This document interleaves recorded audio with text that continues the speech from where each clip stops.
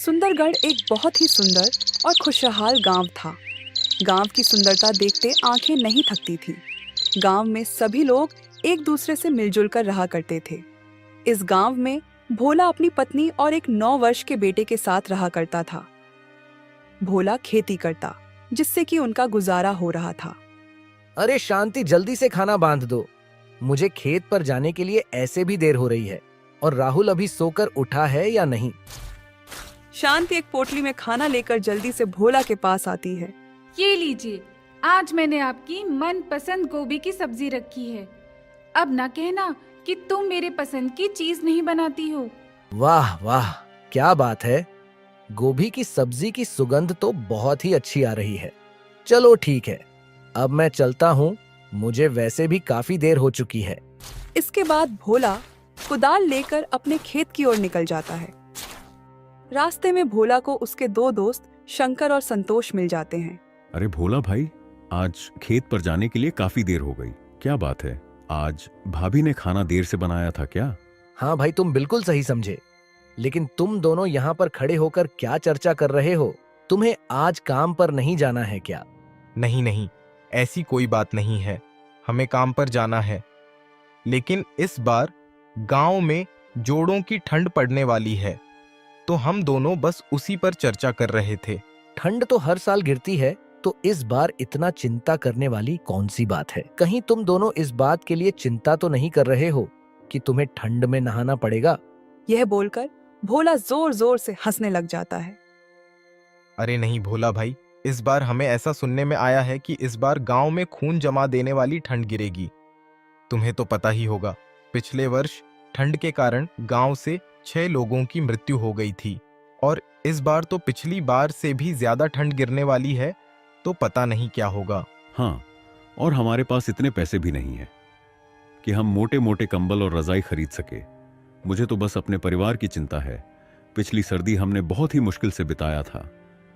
पता नहीं इस बार क्या होगा। मुझे तो अभी से ही बहुत डर लग रहा है। अच्छा, तो ऐसी बात है। अभी तो इस समस्या का समाधान मुझे भी नहीं पता है, लेकिन हम इसके बारे में सोचेंगे। अभी मैं खेत पर चलता हूँ, मुझे बहुत ही काम है और मुझे पहले से ही काफी देर हो चुकी है। इतना बोलकर भोला खेत की ओर निकल जाता है। भोला खेतों में काम कर रहा था, तभी उसे ठंड से बचने और बहुत सारा पैसा कमाने की एक तरकीब दिखाई देती है। इस बार बहुत ज्यादा ठंड गिरने वाली है। सारे गांव का हाल बेहाल हो जाएगा। क्यों ना मैं जंगल से लकड़ियां काटकर जमा कर लूं, और जब कड़ाके की सर्दी गिरेगी तो मैं उन्हें अच्छी कीमतों पर बेचूंगा। और अगर मेरा यह उपाय सफल हुआ तो मेरे पास बहुत सारा धन इकट्ठा हो जाएगा, और फिर शायद मेरी गरीबी के दिन भी खत्म हो जाए। फिर भोला कुदाल लेकर घर की ओर निकल जाता है। कुछ देर बाद भोला घर पहुंच जाता है। अजी, क्या बात है, आज आप खेत से बहुत जल्दी लौट आए। कोई समस्या है क्या, या फिर आपकी तबीयत ठीक नहीं है? अरे नहीं भाग्यवान, मैं जब खेत पर जा रहा था तब शंकर और संतोष से मेरी मुलाकात हुई। उन्होंने बताया कि इस बार गांव में कड़ाके की ठंड गिरेगी। इसीलिए मेरे मन में एक योजना आई है कि मैं जंगल से सूखी लकड़ियां काटकर इकट्ठा कर लूं, और जब खून जमा देने वाली ठंड गिरे तब मैं उन्हें बेचकर बहुत सारा पैसा कमाऊं। हाँ, आपकी बात तो बिल्कुल सही है। हम ये कर तो सकते हैं। मानना पड़ेगा भोला जी, आपका दिमाग तो मेरी जुबान से भी तेज चलता है। हाँ हाँ ठीक है, अब मैं जंगल से लकड़ियां काटने के लिए जा रहा हूं, और तुम यह बात किसी को भी मत बताना, नहीं तो हमारे सारे किए कराए पर पानी फिर जाएगा। नहीं नहीं जी, मैं ये बात किसी को नहीं बताऊंगी। मैं इस बात को खाने की तरह ही पचा लूंगी। दोनों हंसने लग जाते हैं और फिर भोला कुल्हाड़ी लेकर जंगल की ओर लकड़ियां काटने के लिए निकल जाता है। कुछ दूर चलने के बाद उसे कुछ सूखे पेड़ दिखाई देते हैं। वह क्या बात है, यहाँ तो बहुत सारे सूखे पेड़ हैं। मैं अब लकड़ियां काटना शुरू करता हूँ। अनीता बहन, क्या तुम जानती हो, इस बार जंगल में कड़ाके की ठंड गिरने वाली है। मुझे तो बहुत ही चिंता हो रही है। मैं सब जानती हूँ। तुम्हें किस चीज की चिंता हो रही है? तुम ऐसे भी 2 से 3 दिन में एक बार नहाती हो, और जब ठंड आती है तो तुम 15 से 20 दिन में एक बार नहाती हो। हाँ हाँ, जैसे कि तुम हर दिन नहाती हो, बड़े बुजुर्ग कह गए हैं कि दूसरों को बुरा कहने से पहले खुद के गिरेबान में झांक लेना चाहिए। भले ही मैं 15 से 20 दिन में एक बार नहाती हूँ, लेकिन मैं तुमसे सुंदर ही दिखती हूँ। और अगर यकीन न हो तो सारे गांव वाले से पूछ लेना, आई बड़ा मुझे ज्ञान देने वाली। हाँ, ये बात तो सही है। बस एक ही समस्या है कि तुम्हारे शरीर से बदबू बहुत आती है, इसलिए सुंदर दिखने के साथ साथ कभी कभी नहा भी लेना चाहिए। हाँ ठीक है, मैं जानती हूँ और यह भी जानती हूँ कि लोगों की तरह तुम भी मेरी खूबसूरती से जलती हो। ठीक है, तुम दोनों ही सुंदर हो और हर रोज नहाती हो। अब लड़ाई करना बंद करो और यह सोचो कि इस बार ठंड से कैसे बचा जाए, नहीं तो हम सबकी कुल्फी जम जाएगी। बचने का तो बस एक ही उपाय है, कंबल के अंदर रहो और पानी से दूर रहो। दूसरी ओर भोला हर रोज जंगल जाता और ढेर सारी सूखी लकड़ियां काट कर लाता। एक दिन सुबह जब कुल्हाड़ी लेकर भोला लकड़ी काटने के लिए जा रहा था, तभी उसे शंकर और संतोष रोक लेते हैं। अरे भोला भाई, तुम ढेर सारी सूखी लकड़ियां हर रोज काटकर क्यों ला रहे हो? अरे भाई, तुम तो जानते ही हो कि मेरी पत्नी को खाना बनाने का कितना शौक है। वह हर रोज तरह तरह के पकवान बनाती है, जिसके कारण काफी सारी लकड़ियां चूल्हा जलाने के लिए लग जाती हैं। इसीलिए मुझे हर रोज लकड़ियां काटने के लिए जंगल जाना पड़ता है। लेकिन भोला भाई, हमें तो यह पहली बार पता लगा कि तुम्हारी पत्नी खाना बनाने की शौकीन है। हमने पहले ऐसा कभी नहीं सुना है। फिलहाल छोड़ो, तुम कह रहे होंगे तो सही ही होगा। शंकर और संतोष को भोला की बात सुनकर कुछ अजीब लग रहा था, लेकिन उन्होंने इन बातों पर ज्यादा ध्यान नहीं दिया। ठीक है भाई, अब मैं चलता हूँ। कुछ दिन इसी तरह बीत गए।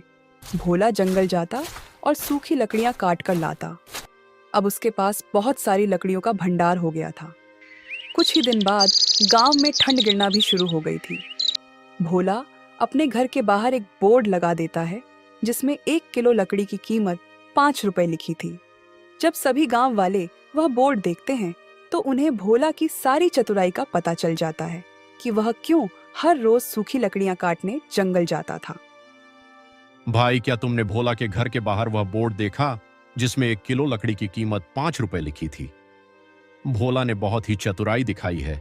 वह जंगल से फ्री में लकड़ियां काटकर हमें 5 रुपए किलो बेच रहा है। हाँ भाई, तुमने बिल्कुल सही कहा। हर रोज जब भोला जंगल में सूखी लकड़ियां काटने जाता था, तब हम उससे पूछते थे कि तुम इतनी सारी लकड़ियों का क्या करोगे। तब वह हर रोज कुछ ना कुछ बहाने बना दिया करता था। हमें तो तभी उस पर शक हो गया था, लेकिन हमें यह नहीं पता था कि वह ऐसा काम कर सकता है। अरे तो अब इसमें सोचने वाली कौन सी बात है? भोला से 5 रुपए किलो लकड़ी खरीदने से बढ़िया है कि हम सभी कल जंगल जाएंगे और हम भी सूखी लकड़ियां काटकर लेकर आएंगे। यह बात जब भोला को पता चलती है तो वह चिंता में पड़ जाता है, क्योंकि अब उसका लकड़ी बेचने का व्यापार सफल नहीं हो पाएगा। अरे भाग्यवान, क्या तुमने सुना? गांव के लोग कल सूखी लकड़ियां काटने के लिए जंगल जा रहे हैं। अगर वह सूखी लकड़ियां काट लेंगे तो हमसे लकड़ियां कोई भी नहीं खरीदेगा और मेरी सारी मेहनत पर पानी फिर जाएगा। हाँ जी, आपने बिल्कुल सही कहा। काश कोई ऐसा चमत्कार हो जाए कि कल गांव वाले लकड़ियां काटने जा ही ना पाएं। हाँ, अब हम सिर्फ ऊपर वाले के भरोसे ही रह सकते हैं। कुछ ही देर बाद रात हो जाती है। दोनों पति पत्नी खाना खाकर सो जाते हैं, लेकिन रात में ठंड के साथ साथ आसमान में काले बादल छा जाते हैं और कुछ ही देर में बहुत तेज बारिश होने लगती है। बारिश के साथ साथ ठंड भी बहुत ज्यादा बढ़ जाती है। बारिश गिरने के कारण सारे पेड़ पौधे गीले हो जाते हैं, जिससे कि अब जंगल में एक भी सूखी लकड़ियां नहीं बचती है। सुबह होने तक बारिश रुक जाती है। जब भोला और शांति बारिश देखते हैं तो वह बहुत ही खुश हो जाते हैं। अजी देखिए, लगता है ऊपर वाले ने हमारी सुन ली और रात को बारिश करवा दी। अब सारे पेड़ पौधे गीले हो गए होंगे और अब तो सूखी लकड़ियां भी जलने लायक नहीं रही होंगी। हाँ, तुमने बिल्कुल सही कहा। गांव वालों ने अपने आप को बहुत ही बुद्धिमान समझा था, लेकिन उनकी सारी बुद्धिमानी धूल में मिलकर रह गई। और अब मैं लकड़ियां 5 रुपए किलो बेचने की बजाय 10 रुपए किलो बेचूंगा। नहीं नहीं, आप 5 रुपए किलो ही लकड़ियां बेचो।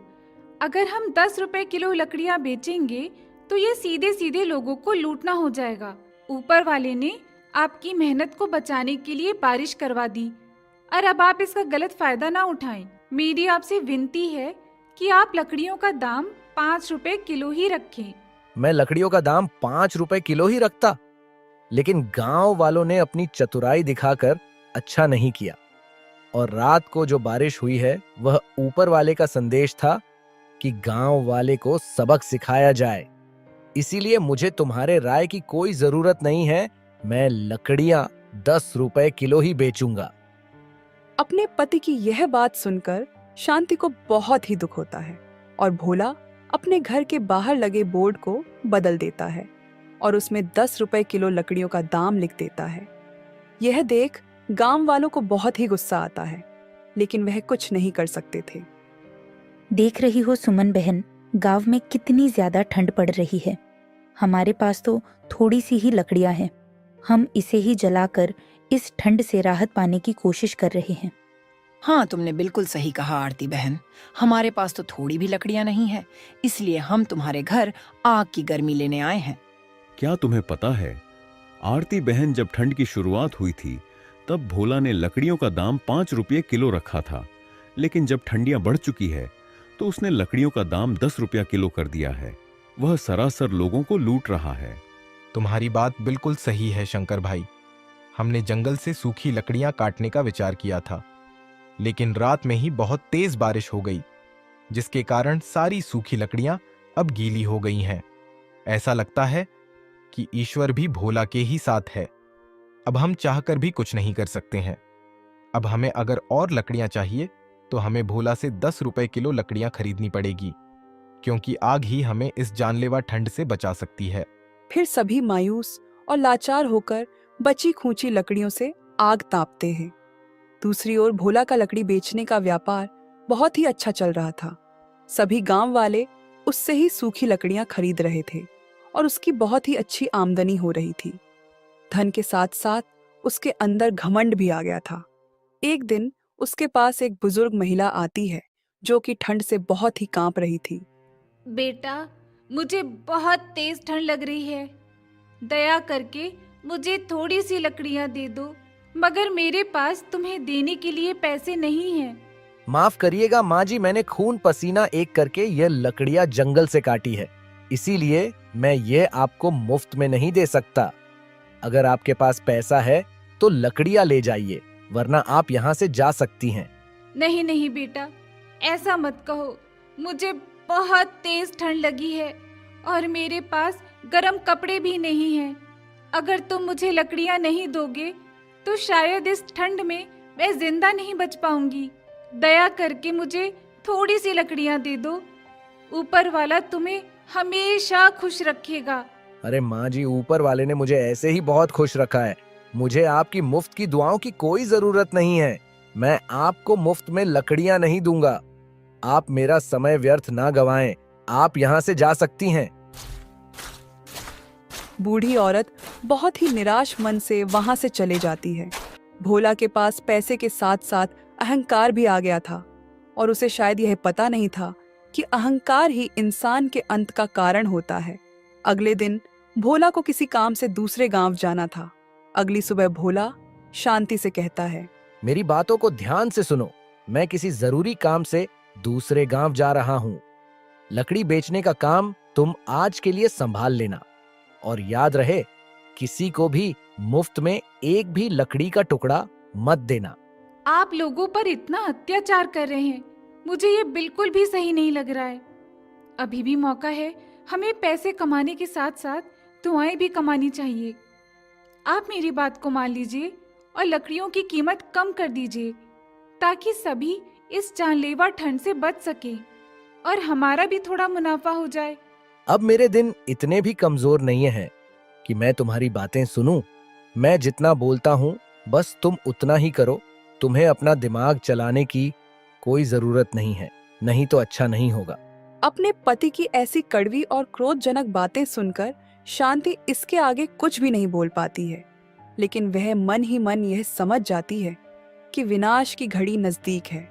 इसके बाद भोला दूसरे गांव की ओर निकल जाता है। घर में अब सिर्फ भोला की पत्नी और उसका 9 साल का एक बेटा ही था।